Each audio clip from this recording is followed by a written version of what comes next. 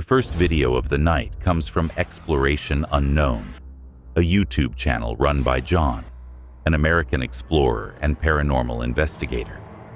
His videos center on haunted and abandoned locations across the United States, from ghost towns and forgotten asylums to remote cabins hidden deep in the woods. Each episode blends ghost hunting equipment, like the K2 meter and spirit box, with the unpredictable tension of real-world exploration. It is October 1st, 2019, inside an abandoned cabin in the Great Smoky Mountains National Park, USA. Part of a long-deserted ghost town, believed to have been left empty for nearly 30 years before restoration work began. Locals claim those efforts disturbed something that had been resting there, reigniting strange activity across the site.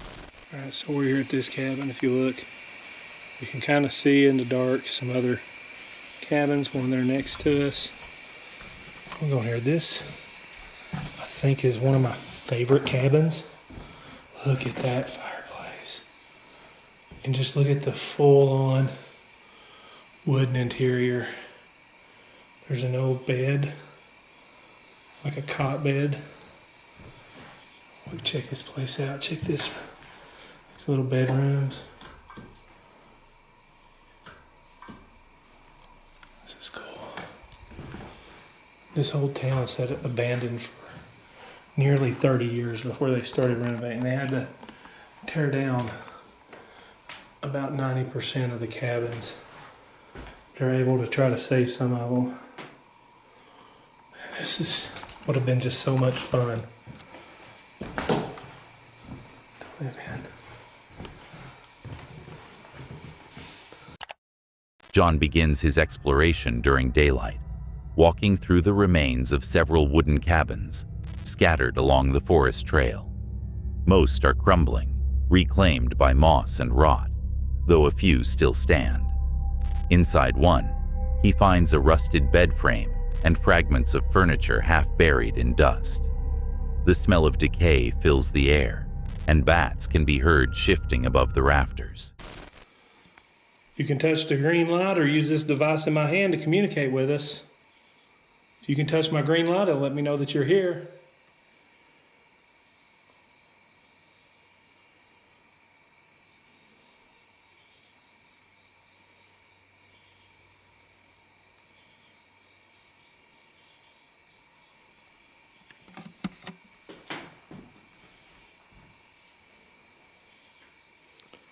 It's just a weird view of two separate rooms right there. It looks like one big room from here. If you look over, you see the wall that divides them. I think my light's dying. Yep, it's almost dead. It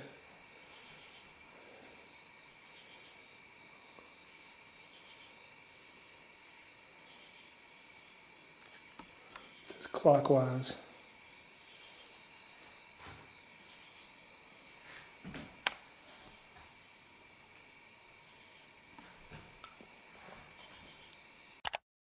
As the sun sets, John sets up his K2 meter and spirit box inside the cabin. The forest quietens to absolute stillness, the kind that presses on your ears. When his flashlight flickers, the change in atmosphere is immediate. The calm wilderness suddenly feels like a trap. John calls out, asking if anyone remains here. The K2 meter lights flash sharply, and his torch dims at the same instant. Static from the spirit box breaks with faint, fragmented voices, one word cutting through clearly: bacteria. The meaning is unclear, but the timing is too perfect to ignore.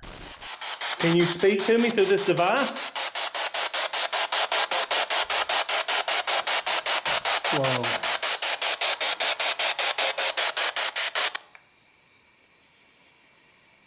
Did you just make that noise?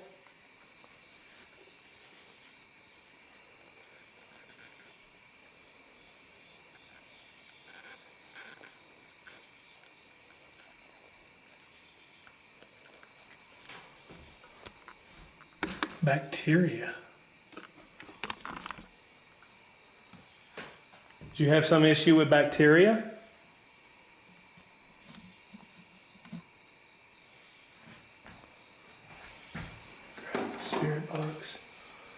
We'll move to another room and try it.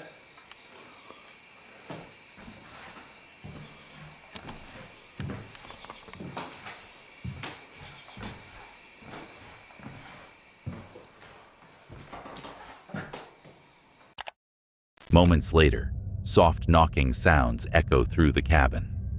Footsteps follow, measured, deliberate, moving between rooms. Then comes a low, dragging noise, like something heavy being pulled across the floor. John stands frozen, his light trembling in his grip. Are you upset that I slammed your door earlier?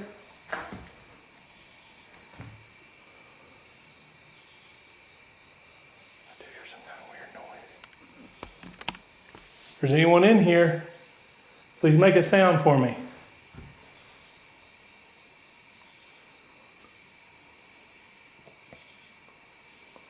I'm going to knock 3 times. If you can, knock back. I heard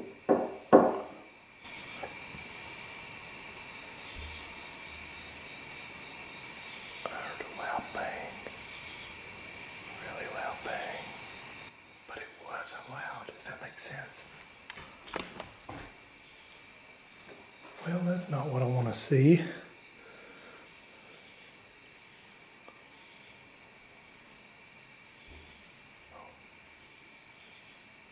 something in here.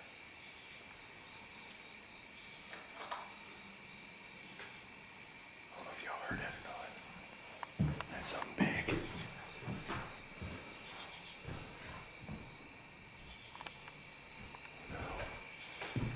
Is there a bear?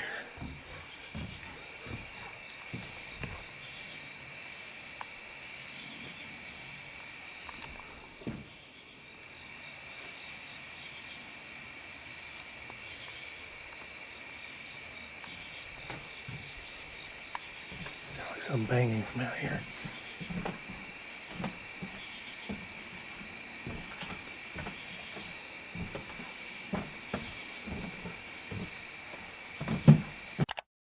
Without warning, a door slams shut behind him. The sudden impact echoes through the trees outside. He rushes toward the porch, but sees only darkness. The camera shakes as he whispers that something, or someone, is moving around the structure. Oh my God, something's underneath the cabin. Oh my God, something's underneath the cabin. Hi. Okay, I don't know. Guys, I gotta go out here and look under the cabin.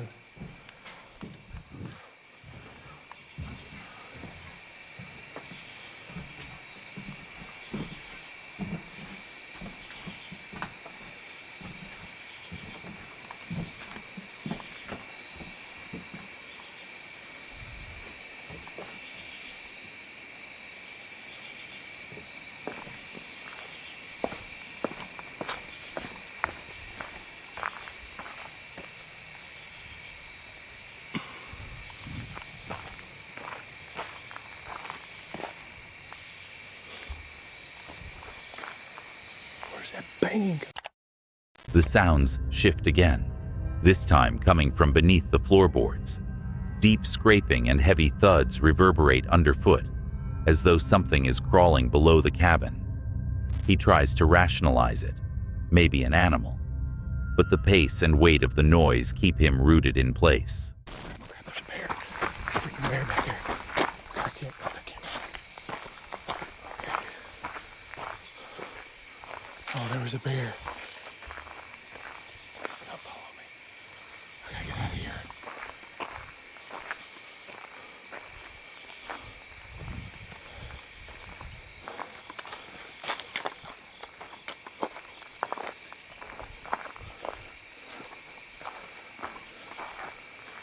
I think I might have spooked it. Guys, I hope I got that on camera. He was far off there, but he looked right at me. Finally, shining his torch into the darkness beyond the porch, John catches 2 glowing eyes, staring back. The shape shifts and steps forward, a bear, pacing just meters away. Realizing the danger, he backs off quickly and ends the investigation, escaping into the night. Later, John confirms the noises and door slams were likely caused by the bear circling the cabin. But even with a rational explanation, the encounter remains one of his most unnerving. What began as a search for ghosts became a confrontation with something far more real, a reminder that in the wilderness, nature itself is the unpredictable force watching you back. The next horrifying video comes from Happy Hippie Wild Living, a UK-based outdoor adventure channel focused on solo camping, minimalist living, and off-grid survival. The creator documents his everyday life in nature, capturing both the beauty and the unease of long-term wilderness living across Scotland. It is January 3rd, 2024, when he traveled to White Lag in Bothy, a remote stone shelter overlooking Loch Dee in southwest Scotland. What began as a calm winter escape soon turned quietly unnerving.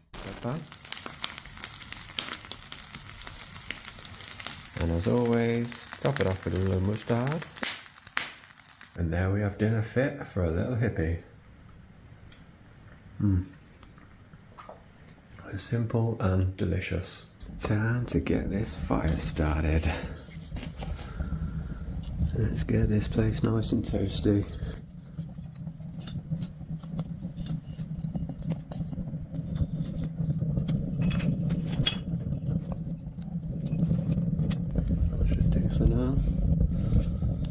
Someone left some wooden forks for me as well. There's a whole cutlery set of wooden stuff, so save on washing. Don't know what it is about fires, but there's something so beautiful and hypnotic about just staring into them.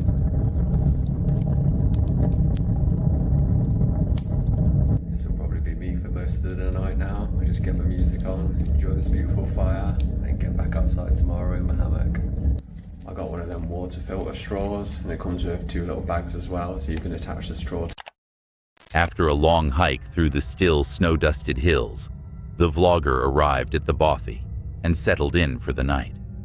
He cooked haggis with mustard, lit a small fire, and admired the dark mirror of Loch Dee stretching beyond the window. The scene was peaceful. No visitors, no voices, just the rhythmic crackle of flames and the soft whistle of wind through the chimney. Maybe this is the guests. There was no one there. I don't know if that's just people fucking with me or something. I don't know if that's something they do.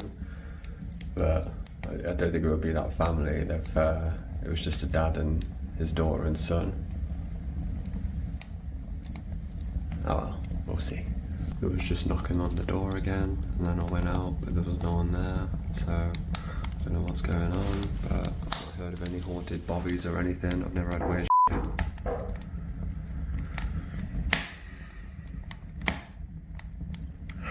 Fuck's sake. I just wanted a nice little bobby night. If you've watched all my videos before, you know I don't do like this.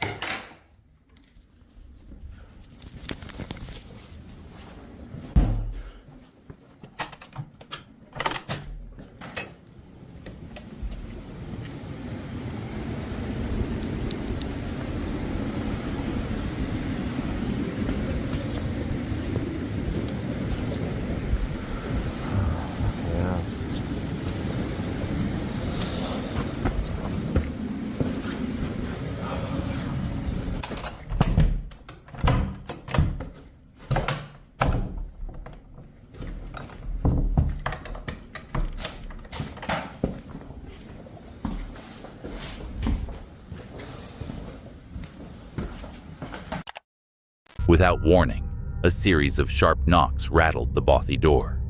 The sound echoed through the small stone room. When he opened it, nothing waited outside, only the frozen air and the quiet sweep of the moor. He laughed it off, assuming it was the wind or loose timber, but the tension in his voice betrayed him. This is going to be a fun night. They're walking around into the room, and then I go in there, and it just stops.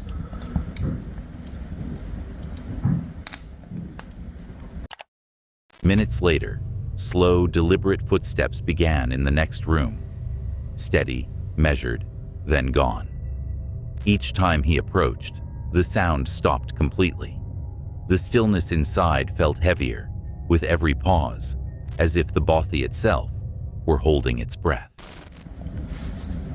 Maybe I just put my music on really loud and forget about it. Yeah, cameraman never dies, right? So it's been about an hour and a half since I last made a video, and I've just been doing what I said. I've had my music on loud, I've listened to Blink, some drum and bass, some reggae, and I'm doing what I came here to do, and that's have a good fucking night. So I'm going to enjoy into my time by this fire and have an amazing day tomorrow. Trying to stay calm, he joked lightly to the camera and turned on music to fill the silence. The fire cast long shadows across the walls, flickering like movement at the edge of vision. He made it through the night, though the sense of unease never fully left. When daylight finally crept through the window, he laughed about the experience, calling it a bit creepy, but admitted the knocks and footsteps stayed on his mind. He dismissed ghosts with a grin, saying he was more of an alien guy, yet his expression suggested otherwise. What seemed like an ordinary night in a quiet Bothy became a reminder of how isolation can blur the line between calm and fear, where every creak, every footstep feels like the wilderness watching back. Sorry to interrupt the video, but if you're enjoying it, please consider liking and subscribing to the channel. We're trying to hit 50,000 subscribers by the end of the year, and right now, 80% of viewers aren't subscribed. So if you're one of them, please consider hitting that subscribe button. It really means a lot. Your support helps us continue creating awesome, creepy videos. Now, let's get back to the video. The next chilling video comes from Jamie Johnstone, a UK-based outdoor YouTuber known for his solo camping, hiking, and Bothy adventures across Scotland. His videos capture the raw, realistic side of outdoor life: unpredictable weather, tough climbs, and long nights spent in remote shelters.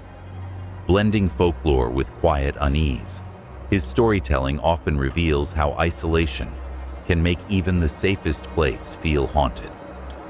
It is October 30th, 2024, when Jamie traveled deep into the Ayrshire Alps for his first ever Bothy camp at Bothy, a small stone refuge tucked into the Scottish Highlands. After a rain-soaked trek through mist and bog, he arrived to find a rustic shelter with an iron stove, wooden bunks, and a guest book filled with handwritten notes from travelers past. What began as a simple overnight stay soon became one of his most unsettling nights in the wild. Right, so the boys are telling me apparently the Bothy's haunted, so... I said, this tree was planted around the time this Bothy was built in 1860, most likely by the first inhabitants of, you know how to say that, Abyssinia. This is a rowan tree planted to keep evil spirits away. Let it continue to do this job. So it's that tree outside? Yeah. Let me video this tree outside. But then it seems to be good. That one, Cut down. that one right there? Yeah, it's pretty true. It's falling over already. Yeah, true. I'm just trying to find something to look, but... There's just nothing. It's just about the pens, really. Oh man, that's vile. It's so that. Is there someone died in here? No idea. I've read it all. I've read everything. No, don't. It's gonna boil. What? It's gonna boil. We know it's gonna boil. That's hot. Yeah, go on. Right, so I've been reading the... Cold, drenched, and tired, Jamie lit a fire to dry his gear. While waiting for warmth to fill the small room, he leafed through the guest book and stopped on a section titled Stories of Biag. The entry told of a one-legged soldier, a man who, after the First World War, had sought refuge in the same Bothy, but fled halfway through the night, claiming something unseen had terrified him inside. The tale lingered in Jamie's mind.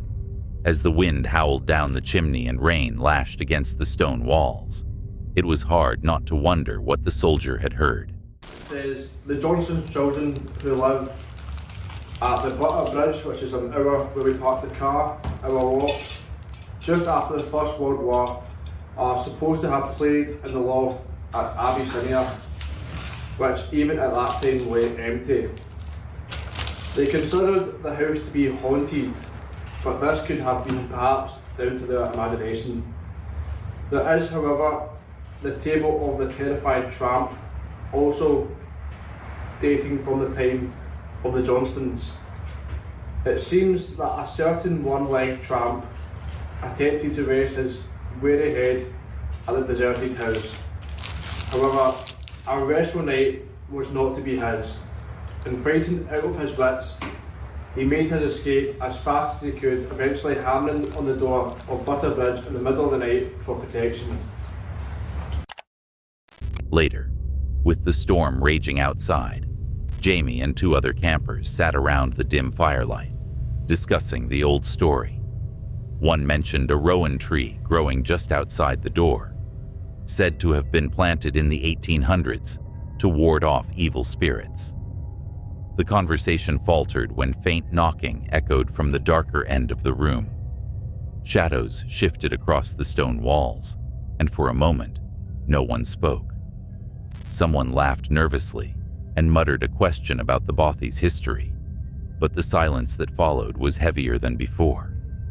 The fire crackled, the wind pressed against the walls, and yet the stillness inside felt charged, as though the air itself was listening. As you can see, guys, it's very dark and windy and wet. We are here in the Bothy.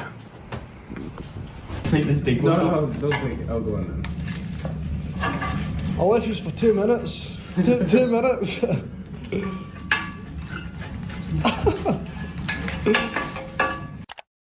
By morning, the storm had passed and the Bothy was calm again.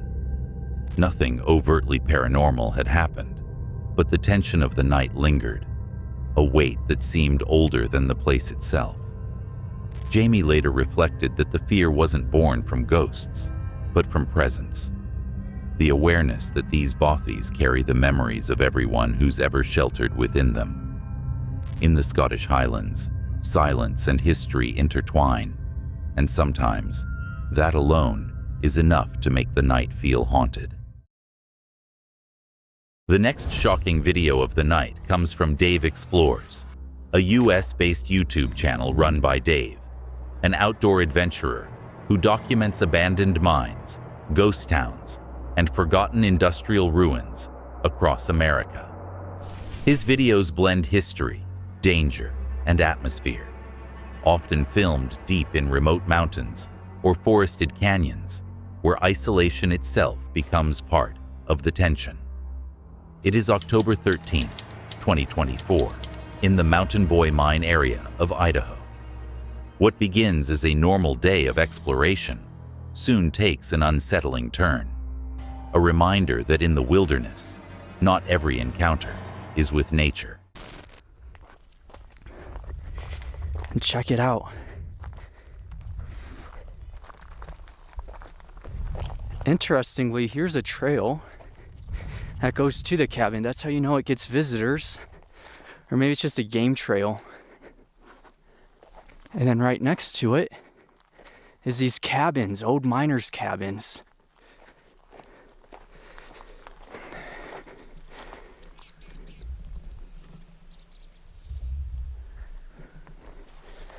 There's just 2 individual rooms. Not anything inside of them. They're definitely weathered away. Let's go back to the mine. Looking back at the main mine, what's interesting is when you look up this mountain, I'm not sure if you could see it or not, but right here is waste rock. It's kind of difficult to see with all the smoke, but that means there's an adit up there. It doesn't look like a significant amount of waste rock, but definitely more than just a testing pit.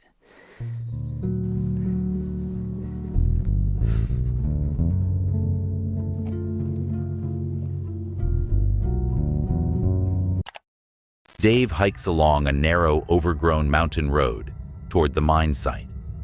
Scattered around him are the remains of miners' cabins, rusted tools, collapsed walls, and furniture left to rot in silence. The sense of abandonment is total, yet the setting feels strangely preserved, as if time has stopped here. Even Dave remarks on how untouched the area seems, his voice low against the vast stillness of the forest. I'm pretty sure it's a waiting game where they're waiting for me to leave and I'm waiting for them to leave so I could film. Both on public land. Both have the same idea. Let's go explore some abandoned mines, but just waiting it out.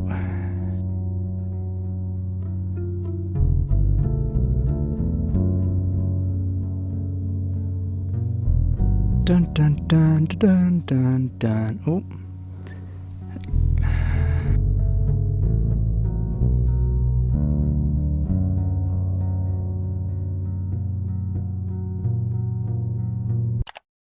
While setting up his camera gear, a faint engine hum breaks through the quiet. At first, it's distant, then growing closer, echoing up the mountain road. Dave looks up to see a vehicle approaching, an unexpected sight given the isolation of the area. The car pulls in near the same cluster of cabins, parking just out of view.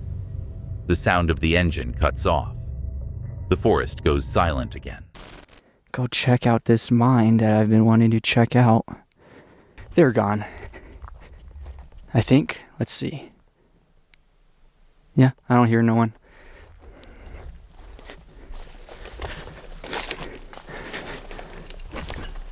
So, you got the rails. Right next to the rails, I want to see if this mine is closed or collapsed in, or what's going on with it, because we're standing at the portal. If it isn't collapsed in, it's definitely going to be a sketchy one. That's the adit. With enough work, you could dig it out and get into it, and I would trust it somewhat because of these roots. It's all rooted, there's trees above it, but that's collapsed in. It's not going to be open for a long time. Continuing to film, Dave grows increasingly tense. He catches glimpses of movement between the trees, faint, shifting shapes around the old buildings, unsure if they're other explorers or something else. He stays low behind the brush, whispering into the camera that something about the scene doesn't feel right. The longer he waits, the quieter the forest becomes, every creak and breath swallowed by the stillness. Driving on the highway to get to this mine operation, there's someone ahead of me, and they happened to turn off the same forest road I needed to turn off. I was following Google Maps, and then we ended up on the same forest road. I was driving behind them, and I was just hoping, okay, take a left, take a right, because there's always intersections where we're coming up, crossroads per se. And as we were driving, the dude finally let me pass because I had a smaller vehicle. I was going faster than him. So I managed to drive up this. They were out of sight, so I kind of assumed they already arrived at whatever destination they were going to on these four-wheel trails. No, what happened was I hit the mine operation. A minute after getting there, I was getting all my video equipment ready to make a video. They pull up at the same mine operation. They start exploring the same stuff I'm exploring. And that's just what happens when two people have the same objective, you know? Both plan to check out this mine operation today. They don't own it or anything.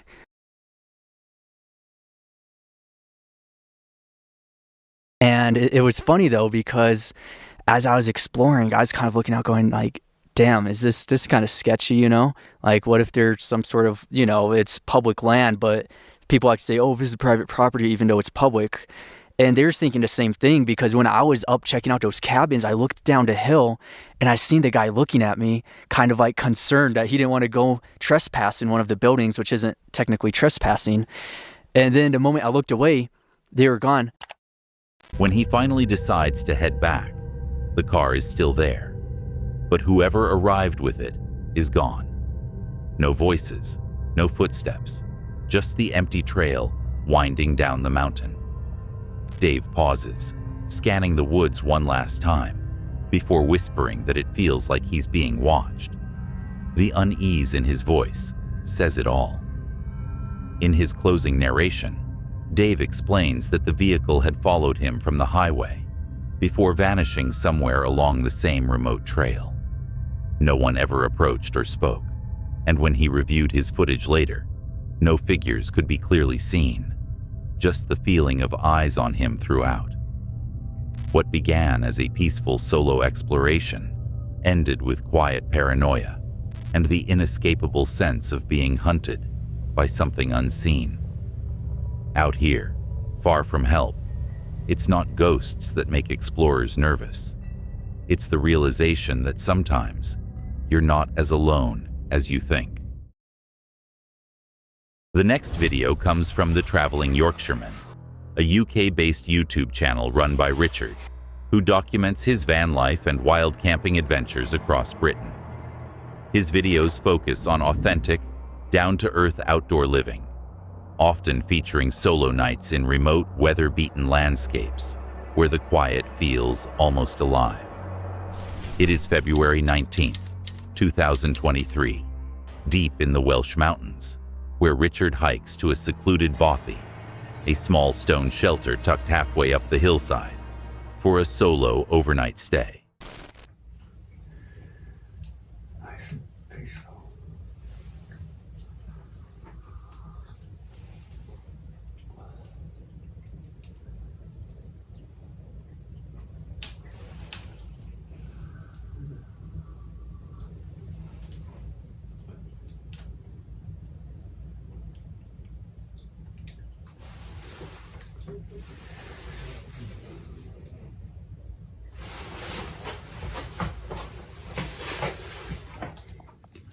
Evening guys, I'm going to stop in the Bothy tonight for a laugh. I thought it'd be a bit of fun.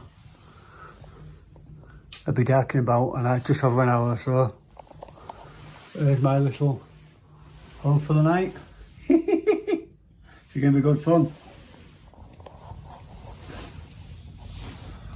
See you all in morning. I'm going to get my head down so once it gets dark.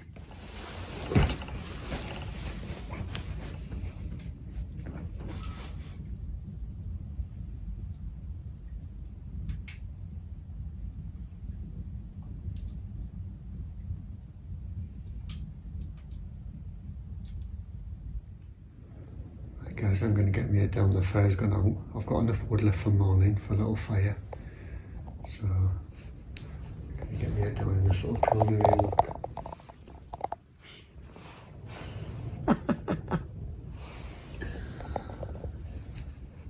Some guys in the morning.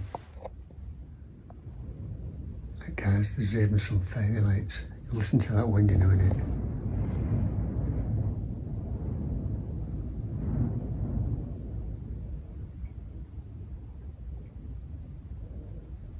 Been some like strange noises outside. I think it's about midnight. As darkness falls, Richard settles into the Bothy. A small fire crackles in the hearth, casting flickering light across the stone walls. His sleeping bag rests beside it, surrounded by gear neatly packed against the damp floor. Outside, the mountain wind hums through cracks in the stone, its rhythm strangely human at times, almost like breathing. He jokes to the camera that he's there for a laugh and plans to get some rest, his voice relaxed against the low drone of the wind. But as the flames burn lower, the room begins to change. The shadows lengthen. The silence outside deepens. Even the creak of the window frame feels deliberate, as though something unseen has taken notice of the only light left on the hillside. I've nodded off a little bit, but keep getting woke up by the wind and weird noises. Hopefully I'll see you all in the morning.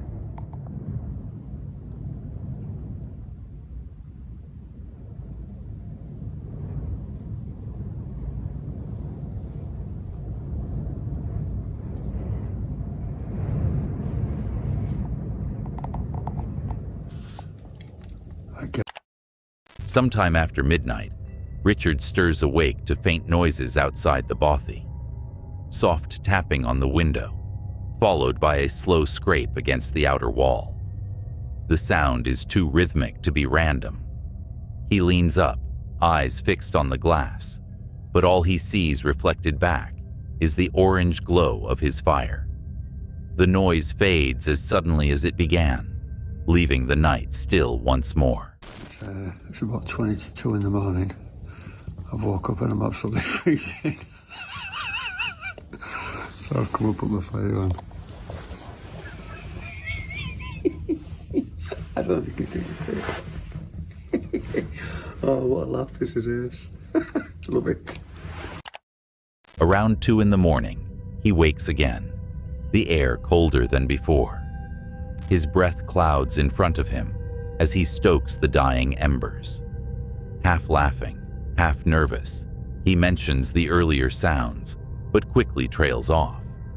The firelight flickers against the damp stones, throwing shifting shapes across the walls. Outside, the mountain is silent, the kind of silence that listens back. By morning, the tension has lifted. Pale sunlight spills through the small window, cutting through the gloom of the bothy. Richard packs his gear, steps into the mist, and takes a long look at the valley below. He laughs about the experience, calling it a good laugh, though his tone carries something quieter, the weight of unease that lingers when solitude turns strange. For the traveling Yorkshireman, it was another night in the wild, but one that reminded him how quickly peace can turn to paranoia, when the only thing between you and the dark is a fire slowly burning out. Before the next clip, if you're enjoying the video, please consider liking and subscribing to the channel. We're trying to hit 50,000 subscribers by the end of the year, and right now, 80% of viewers aren't subscribed. So if you're one of them, please consider hitting that subscribe button. It really means a lot. Your support helps us continue creating awesome, creepy videos. Now, let's get back to the video. The last video of the night comes from Time to Play TV, a paranormal exploration channel hosted by Clayton, often joined by Patty, from the G-Team Paranormal. The team investigates haunted and abandoned sites, combining spirit communication tools like the REM pod and Spirit Box with unscripted real-time reactions. Their content captures the raw tension of exploring haunted places deep in the American wilderness. It is February 5th, 2020, in Elkmont, Tennessee, USA, a decaying mountain village in the Great Smoky Mountains, filled with derelict holiday cabins from the early 1900s.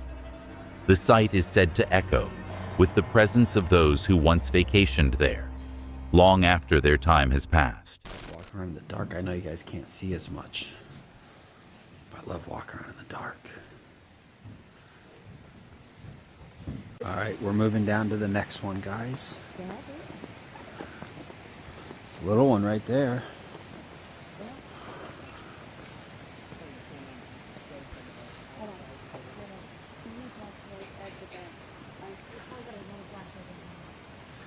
Look at, they're everywhere. Abandoned cabin.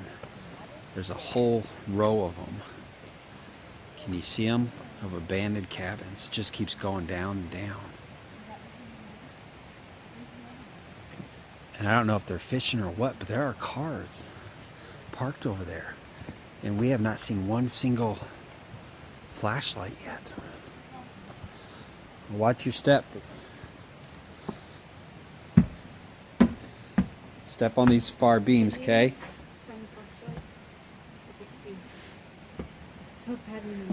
Look at this floor. See where these beams are? Yeah. Step there. I'm gonna need a flashlight though. Yeah, hold on. Oh my gosh, we gotta really work to get into this one.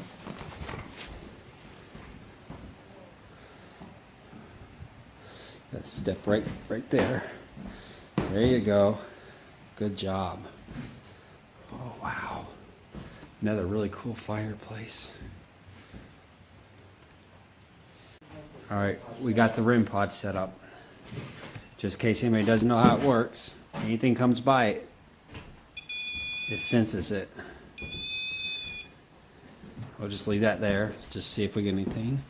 If there are any spirits here with us in this cabin right now, can you please get close to that REM pod and make it go off?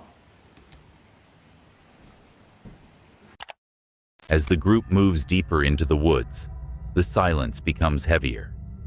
Moonlight barely filters through the trees as their flashlights sweep across lines of old cabins, their roofs sagging and walls split open by decades of neglect.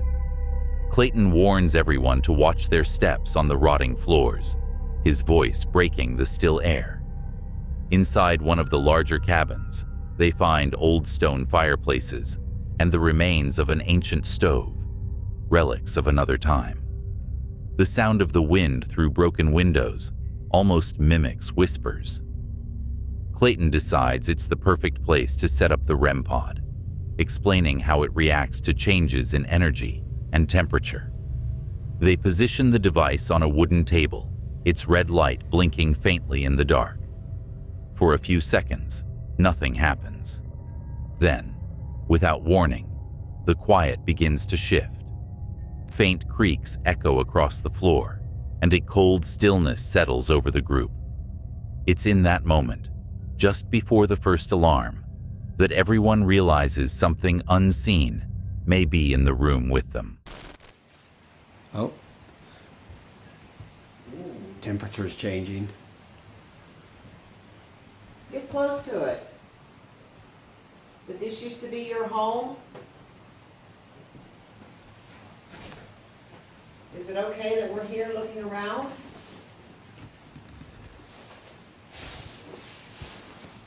It's changing temperature again.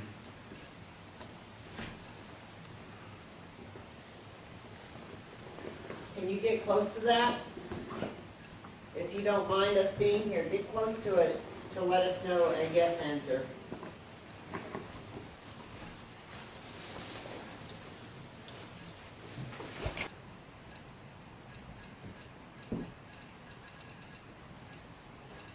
Thank you so much. Can you hear that over there? Yeah.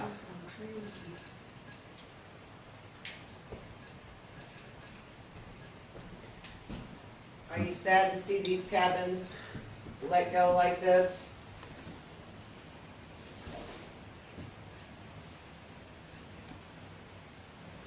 Make it go all the way off. Get real close to it.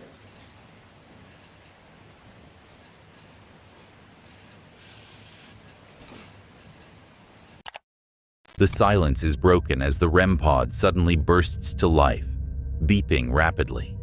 Its lights flash, and the temperature gauge jumps up and down.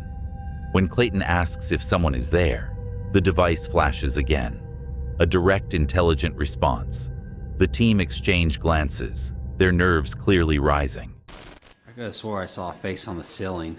Really? Yeah, but it's not there right now.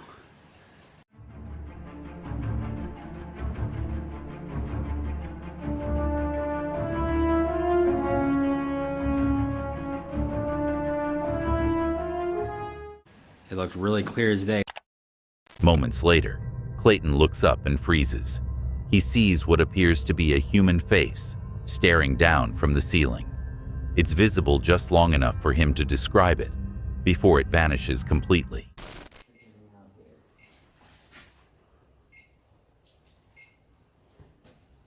What was that?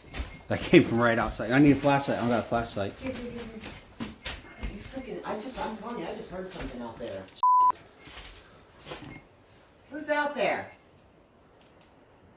It came right on this wall. I heard it on this. A sudden bang slams against the wall beside them. They rush outside, scanning the area, but there's no one there. The ground is undisturbed, no footprints, no sign of movement. Is it evil? I think it said evil. That's getting hotter. A chilling voice comes through the spirit box, clearly saying the word evil. Immediately, the temperature rises, and the REM pod reacts again, as if confirming the message. We've heard about 6 noises in this cabin. The other cabin, the REM pod, was going crazy with temperature changes. It beeps 1 time for every degree, and it beeped about 1,000 times while we're in that, 300 or 400 times while we're in there, just going up and down in temperature. And I zeroed it twice, and it kept doing it. It did it in here a little bit, and then we just kept hearing noises underneath us, behind us. And like I said, there's 5 cars parked out there, but no people. But these noises are getting a little too scary, so we're gonna leave and come back maybe tomorrow while it's a little. Heavy thuds and scraping echo beneath the cabin. It sounds like movement under their feet, deliberate, slow, and close. The group decides to end the investigation, leaving the cabin before the activity intensifies any further. Outside, Clayton points the camera at the 5 parked cars. Yet not a single person or flashlight is visible. The mountains are silent again, and the air feels colder than before. What began as a curious exploration of abandoned cabins turned into one of Time to Play TV's most chilling nights.